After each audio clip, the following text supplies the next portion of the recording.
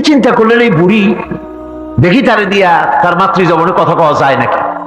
তিনি জিজ্ঞেস করলেন, আচ্ছা বুড়িমা বাড়ি কই?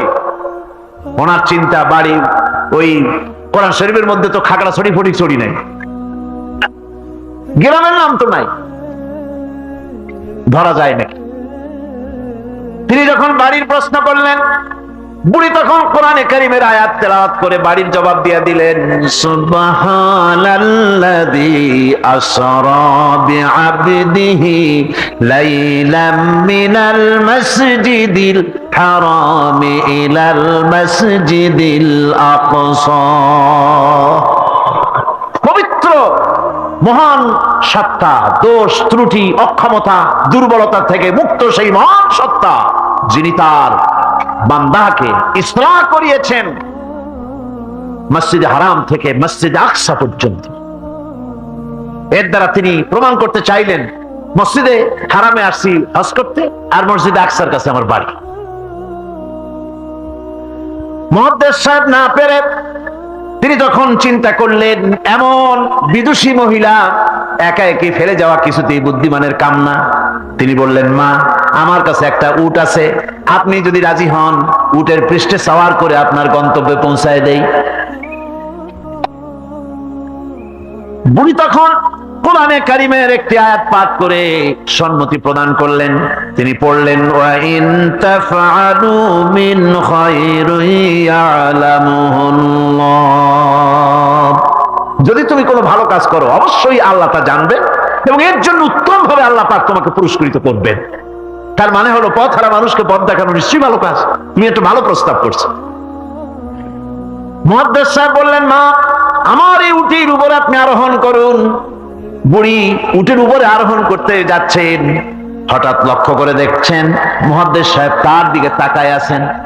বুড়ি তখন কোরআনে কারীমের একটি আয়াত তেলাওয়াত করলেন, কুল লিল মুমিনিনা ইয়াগুদ্দু মিন আবসারিহিম।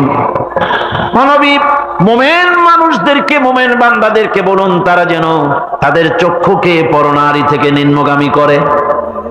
বুড়ি এই আয়াত দ্বারা বলতে চাইলেন, মুহাদ্দিস সাহেব আমি বুড়ি মানুষ, উঠে সওয়ার হতে গিয়ে না জানি বেসতর্ক হয়ে যেতে পারি, চক্ষুকে নিম্নগামী করেন। সুবহানাল্লাহ।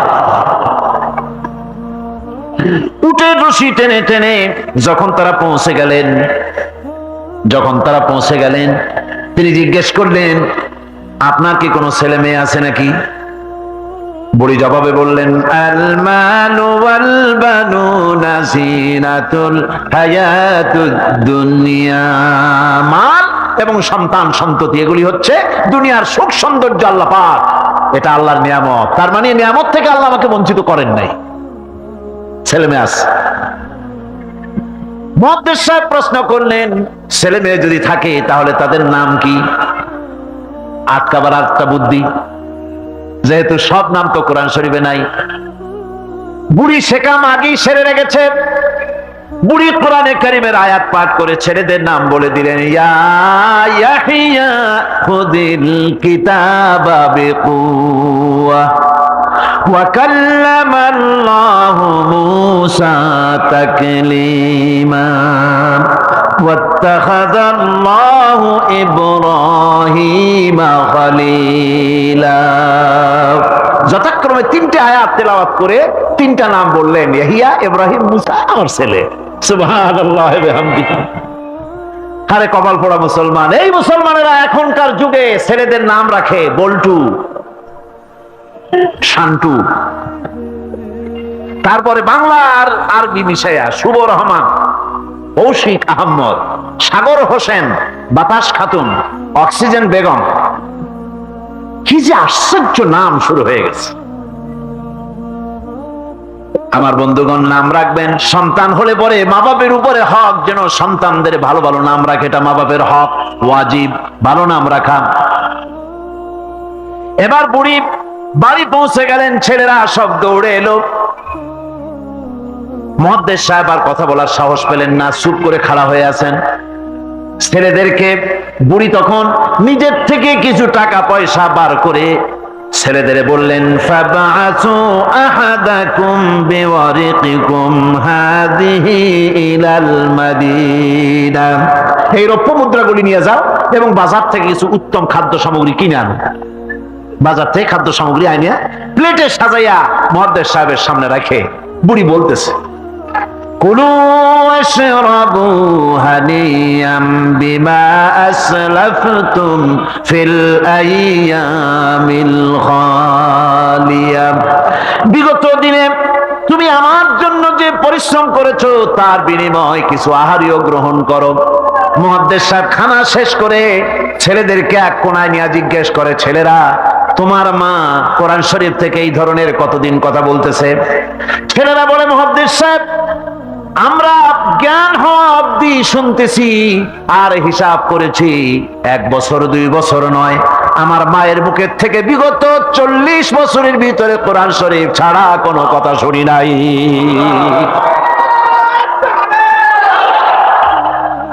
কোরআনে কারিমের প্রতি মানুষের, তৎকালীন যুগের মানুষের এই মহব্বত ছিল, এই ভালোবাসা ছিল, এই আকর্ষণ ছিল।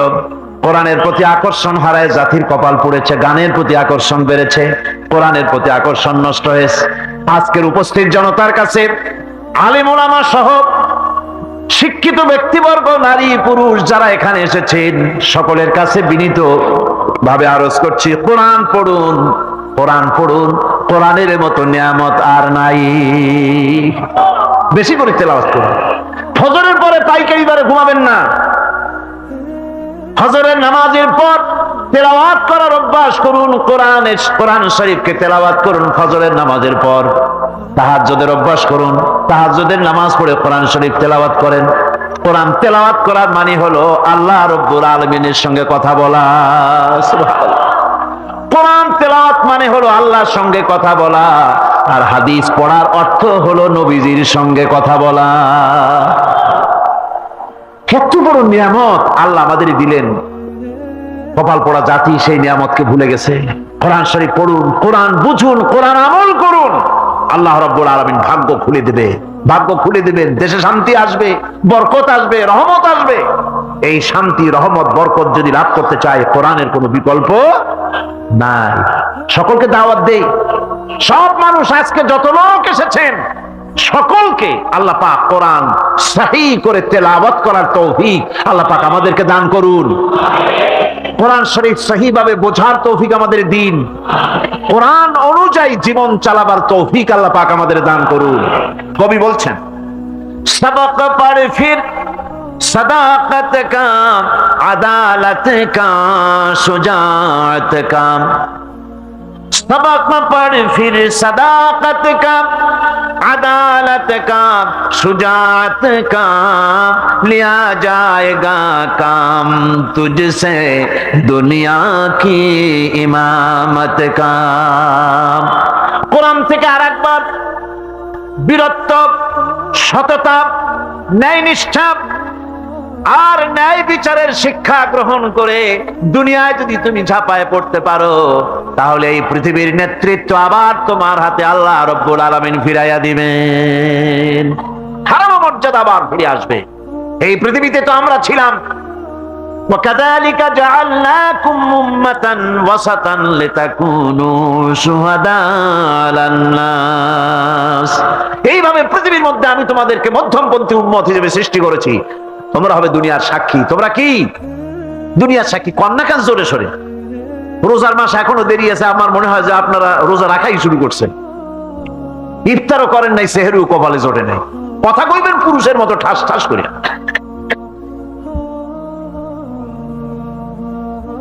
আমরা ছিলাম, আমরা হব পৃথিবীর জন্য সাক্ষী। আমরা কি হব? সাক্ষী কারে কয়? সাক্ষী বলা হয় পৃথিবীতে, আমাদের দেশে মাটি কাটলে মাটির মধ্যে মাটি কাটিয়া মাটি খনন করে একটা উঁচা এরকম ঢিবি মতো বানায় রাখে। চতুর্দিকের মাটি কাটে, মাঝখানে একটা উঁচু মতো বানায় রাখে। এটারে কি কয়? বাংলাদেশের সব জায়গায় এটারে কয় সাক্ষী। ওটা কিসের সাক্ষী? হ্যাঁ, মাটি কাটার সাক্ষী। কতখানি কাটা হইলো, গভীর কত, চওড়া কত, এটা ওটা প্রমাণ করে। কন্ট্রাক্টর আসিয়া ফিতা ধরে মাপে দেখবে, আর মাটি কদ্দুর কাটা হইছে, এটা হইছে তার সাক্ষী। আল্লাহ রাব্বুল আলামিন বলছেন, আমি তোমাদের দুনিয়ার মানুষের জন্য সাক্ষী বানাইলাম মুসলমানেরা, তোমরা সাক্ষী। তার মানে তোমার মাথায় ফিতা ধরে আমেরিকা, ব্রিটেন, জার্মান, জাপান, দুনিয়ার সুপার পাওয়ার তোমরা যাদের বলো, দুনিয়ার সব শক্তিগুলি তোমার মাথায় ফিতা ধরে মেপে তোমার সাথে প্রতিযোগিতা করবে অর্থনীতিতে, রাজনীতিতে, সমাজনীতিতে, ভদ্রতায়, শিষ্টাচারে, মানবতায়, সব দিক থেকে তোমার সমান হওয়ার জন্য দুনিয়া তোমার সাথে প্রতিযোগিতা করবে। তুমি হবে বিশ্বের মানদণ্ড, বিশ্ববাসীর অনুকরণীয় একটি জাতি। ইমামে আকওয়াম, খাইরে উমাম তোমাদের বানানো হয়েছে। এই কোরআনের বরকতে এই নিয়ামত তোমাদের দিয়েছিলাম। আজ আমার মাথায় ফিতা ধরে কেউ মাপতে আসে না। আমি অন্যদের ফিতা, অন্যদের মাথায় ফিতা ধরে মাপিয়া দেখতে চাই ওদের মতো বেহায়া হইতে পারলাম কিনা, ওদের মতো কপাল পোড়া হইতে পারলাম কিনা, ওদের মতো আমার নারীরা স্বাধীনতা বিবর্জিত হয়ে রাস্তায় চলতে পারলো কিনা, নাচে গানে চিৎকারে ফাল মারায় ওদের মতো হইতে পারলাম কিনা। সন্ত্রাস, চাঁদাবাজ, মাস্তানি, শয়তানি, ওজনে কম, খাদ্যে ভেজাল, হাবিজাবি করিয়া দুনিয়ার সাথে প্রতিযোগিতা করে মুসলমানেরা এখন রানার্স আপ হয়ে আছে। খায়রে কপাল পোড়া জাতি। অথচ এই জাতিকে আল্লাহ পাক বলেছেন শ্রেষ্ঠ জাতি। শ্রেষ্ঠ জাতি কোরআন ছেড়ে দিয়ে আজ কপাল পড়েছে। এই পোড়া কপাল কি জোড়া লাগাতে চান? এই পোড়া কপাল জোড়া লাগাইতে হইলে কোরআনের শিক্ষা নিতে হবে। একদিন তো এমন ছিল, একদিন মুসলমানদের অবস্থা এমন ছিল, পুরুষ তো দূরের কথা, মহিলারা পর্যন্ত কোরআনে কারিমের উপরে অধ্যাপনা করতেন, মুফাসসির ছিলেন, কোরআনে কারিম দিয়ে তারা কথাও বলতে পারতেন। সুবহানাল্লাহ। হযরত আয়েশা সিদ্দিকা রাদিয়াল্লাহু তাআলা আনহা হাজার হাজার সাহাবায়ে কেরামদের ওস্তাদ ছিলেন। সুবহানাল্লাহ। পুরুষ তো দূরের কথা, মহিলাদেরও এমন অবস্থা ছিল। সূরা আন-নামলের মধ্যে দেখুন, হযরত সুলাইমান আলাইহিস সালাম যখন হুদহুদের মাধ্যমে চিঠি পাঠাইছিলেন কার কাছে? রানী বিলকিসের কাছে।